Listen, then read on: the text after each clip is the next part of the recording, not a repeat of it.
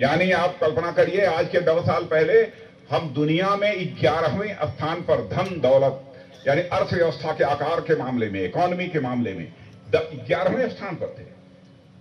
करिश्मा हो गया। 9 वर्षों में हमारे प्रधानमंत्री ने उसे जंप देकर 5वें स्थान पर लाकर खड़ा कर दिया। और मैं नहीं कह रहा हूं, दुनिया की मानी जानी फाइनेंशियल फर्म्स, वित्तीय संस्थाएं, मॉर्गन स्टैनले भी एक मानी जानी फर्म है, वह भी ये कहती है कि वह दिन दूर नहीं है कि 2027 आते आते यानी 3 साल के अंदर ही भारत दुनिया के टॉप 3 कंट्रीज में आकर खड़ा होगा। और सुन लेना मेरी बात, जिस तरीके से देश आगे बढ़ रहा है बहनों भाइयों, 2047 आते आते यानी आजादी के 100 वर्ष पूरा होते होते भारत दुनिया का एक विकसित देश बन जाएगा।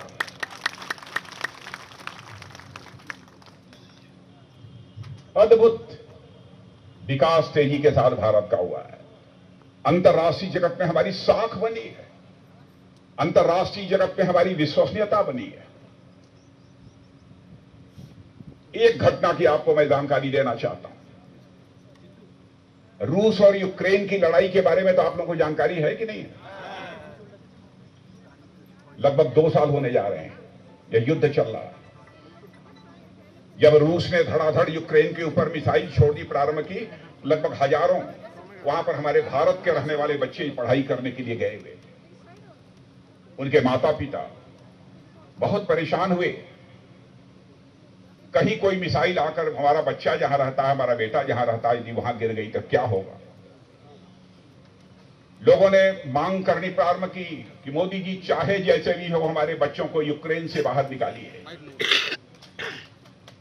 बहनों भाइयों, हमारे प्रधानमंत्री ने टेलीफोन उठाया, रूस के राष्ट्रपति मिस्टर पुतिन से बात की, वहीं पर टेलीफोन मिलाकर यूक्रेन के राष्ट्रपति मिस्टर जेलेंस्की से बात की, और वहीं पर दुनिया का जो सबसे ताकतवर देश आज माना जाता है अमेरिका, उसके राष्ट्रपति मिस्टर बाइडेन से भी बात की। और आपको आश्चर्य होगा, 4 साढ़े 4 घंटे के लिए रूस और यूक्रेन का युद्ध रुक गया और हमारे 22,500 बच्चे वहां से बाहर आए।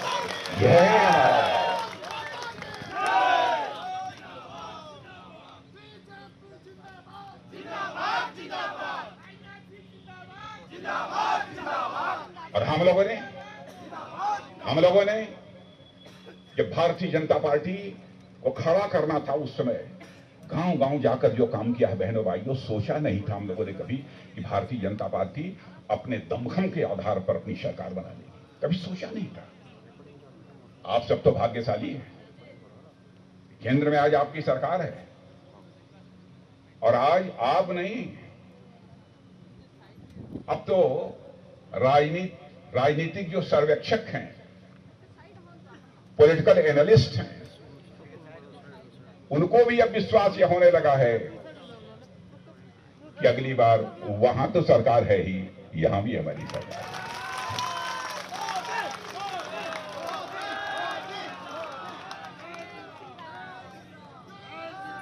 मैं सभी कार्यकर्ता बहनों भाइयों से कहना चाहता हूं, चूको मत, अब न चूक चौहान, चूकना नहीं है।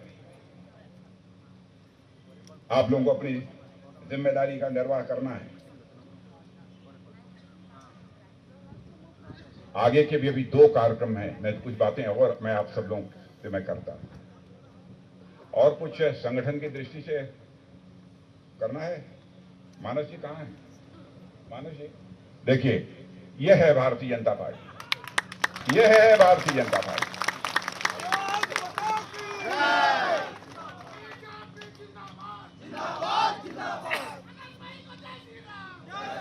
माने लगातार परिवार छोड़कर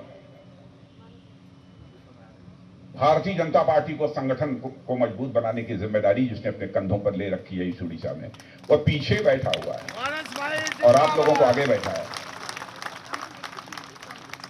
यह संभव यदि कहीं पर हो सकता है तो केवल भारतीय जनता पार्टी में ही संभव हो सकता है।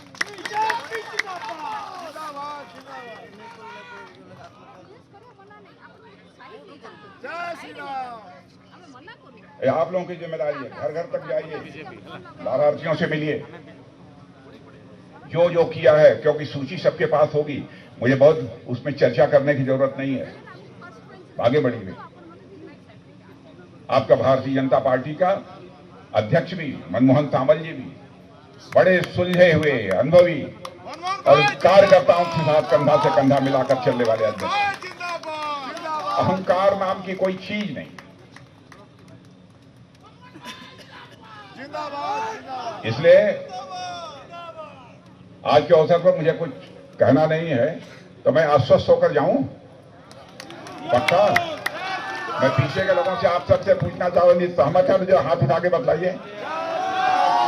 या मैं प्रेस के मित्रों से कह रहा हूं, या देखिए प्रेस के मित्रों से इधर देखिए,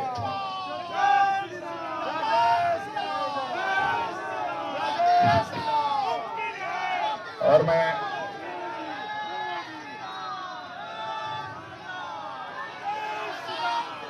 और एक बार सरकार बनने के बाद मैं मनमोहन सावल जी को कहूंगा कि कभी कभी भी जब भी आपको फुर्सत मिले तो एक बार सबसे पूछना चाहूंगी, सहमत है? जरा हाथ उठा के बताइए। या मैं प्रेस के मित्रों से कह रहा हूं, या देखिए प्रेस के मित्रों से इधर देखिए,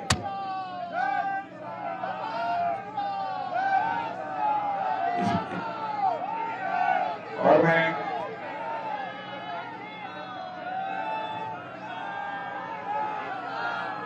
और एक बार सरकार बनने के बाद इन शब्दों के साथ आप सबको बहुत बहुत धन्यवाद।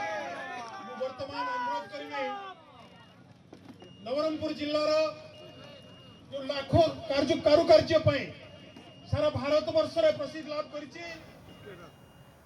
ओडिशा रे दरकार डबल इंजिन सरकार। प्रतिरक्षा मंत्री राजनाथ सिंह नवरंगपुर रे ये आह्वान देइछंती एवं संकल्प नियंतु 24 घंटारू 12 घंटा पार्टी पाई दियंतु, पार्टी पाई काम करंतु, मोदी को उपलब्धि नहीं लोकों को जानतु, प्रति घर को जानतु।